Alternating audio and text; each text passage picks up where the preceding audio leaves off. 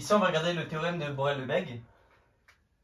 Les compacts, on les a définis comme des espaces où on peut tout le temps avoir une valeur d'adhérence qui va être dans le compact. Mais il y a une autre définition qui est équivalente. L'idée, c'est que si je prends un espace comme 0, 1, on a vu qu'il était compact. Et il y a une idée qui est intéressante dans le segment 0, 1, qui exprime à quel point il est petit, c'est que si j'ai envie de le remplir par des segments ouverts, si j'ai envie de le recouvrir par une infinité de segments ouverts, si j'ajoute, je fais que ajouter des segments ouverts et qu'à un moment je remplis 0, 1, de cette infinité de recouvrement, on peut en extraire un nombre fini. Et ça équivaut à la compacité. Là, on est dans un espace métrique. Et on prend K inclus dans E.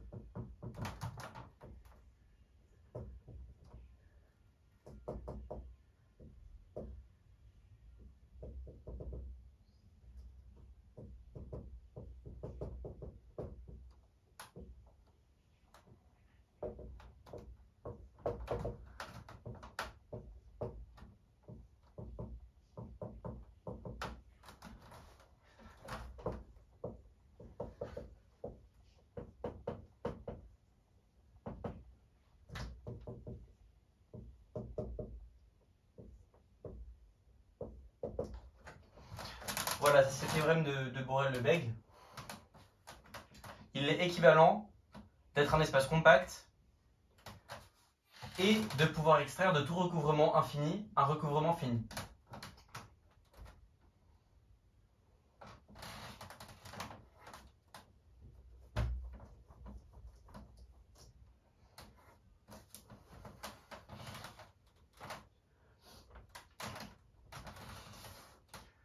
Il y a un sens qui est beaucoup plus facile, on va commencer par celui-là.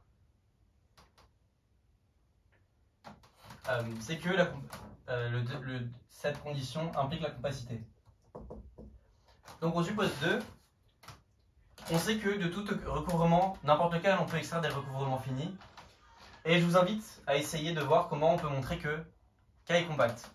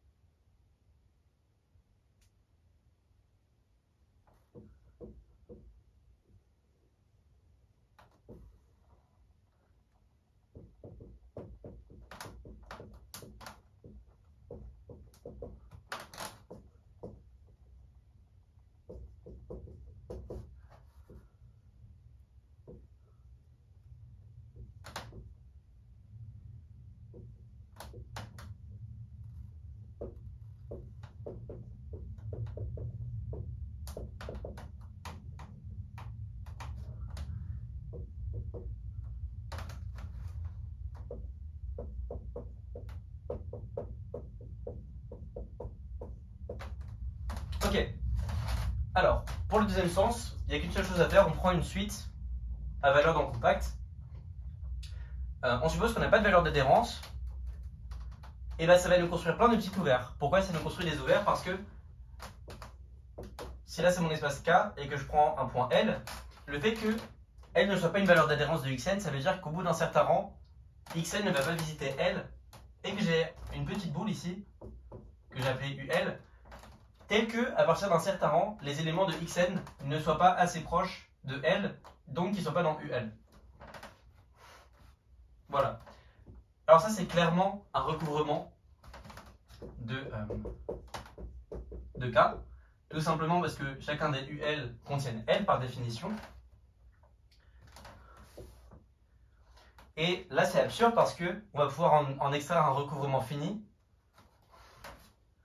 Je vais écrire égale union de UL1, ULI.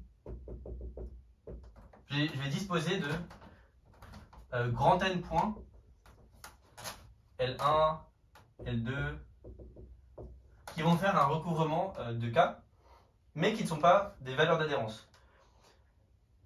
Mais là, c'est pas possible parce que j'ai juste à prendre grand N le max des NLI.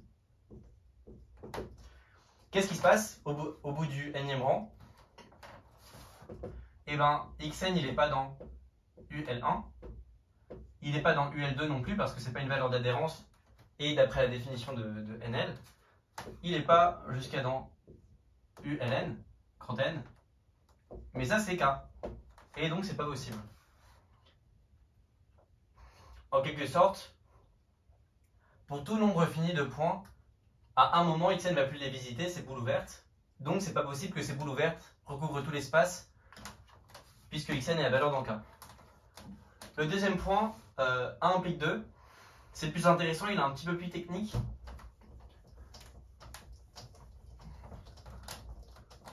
Je vous invite à essayer de le démontrer vous-même.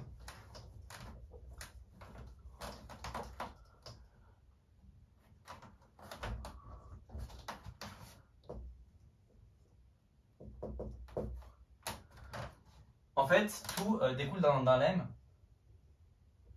On va fixer un recouvrement.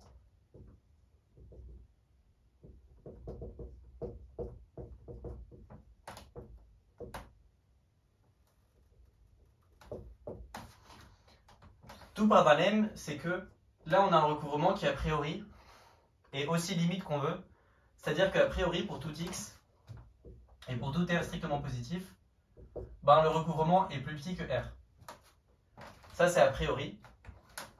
En fait on va voir que il existe un r strictement positif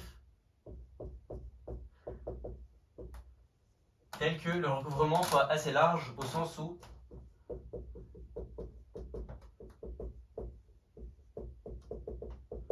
on va avoir un ouvert UI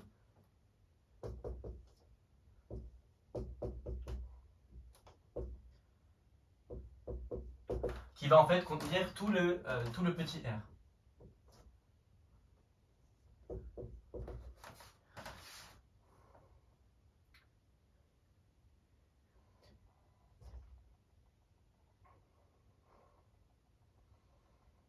En quelque sorte, on a une marge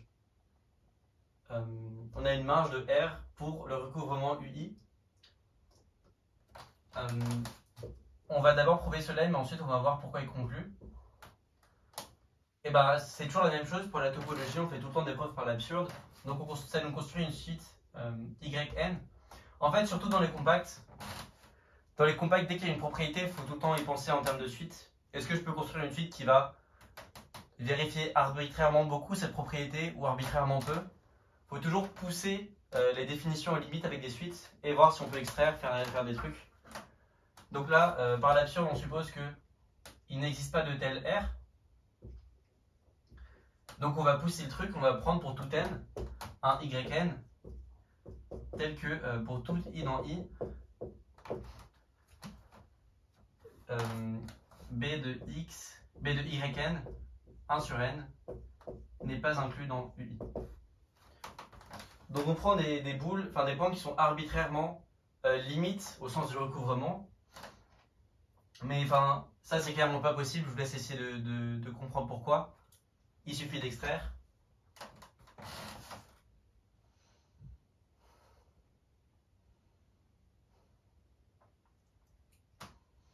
L'idée c'est qu'on va extraire, on va supposer que, quitte à prendre une suite qui converge déjà, on va supposer que yn tend vers y.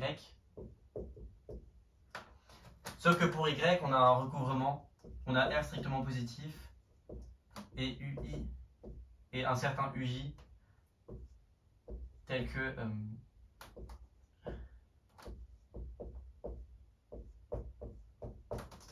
tout simplement parce que uj c'est un ouvert, du coup j'ai une petite boule qui contient y qui est encore incluse dans uj. Voilà. Donc ce qui se passe, c'est que là j'ai mon y, j'ai mon r, Et par l'absurde, j'ai des boules qui sont de plus en plus... J'ai des points qui sont de plus en plus proches de Y, mais qui, pour des boules de plus en plus petites, ne peuvent être inclus dans aucun des UI. Ben ça, c'est pas possible, parce que dès que n est plus petit que 1 sur 2... dès que n est plus grand, pardon, que 2 sur R, et que yn moins y est plus petit que epsilon sur 2, que r sur 2, r sur 4, et ben on va avoir que le schéma c'est le suivant.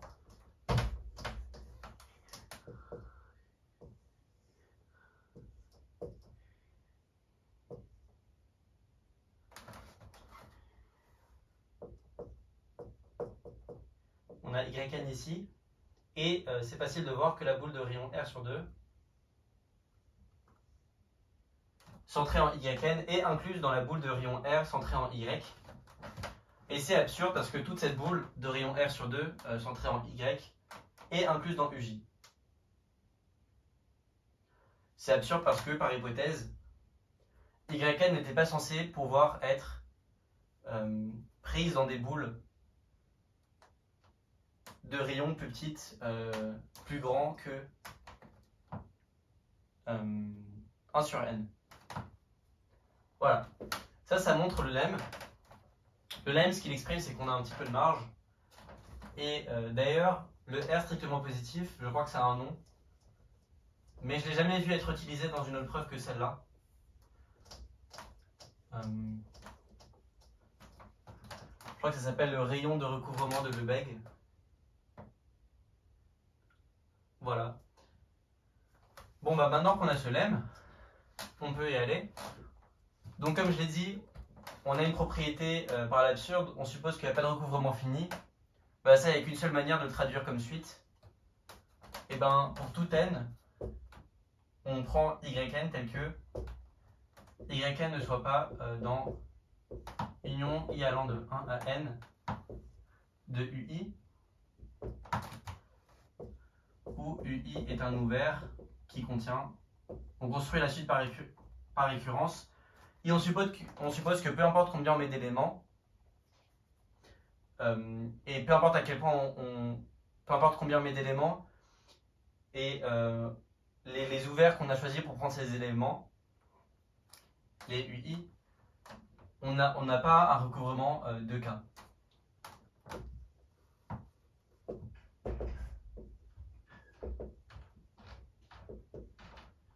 Voilà. Et ben, on va extraire.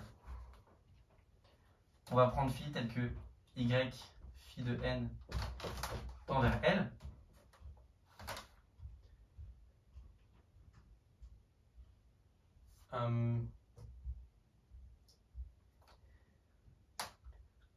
Je vous laisse essayer de voir comment on peut conclure.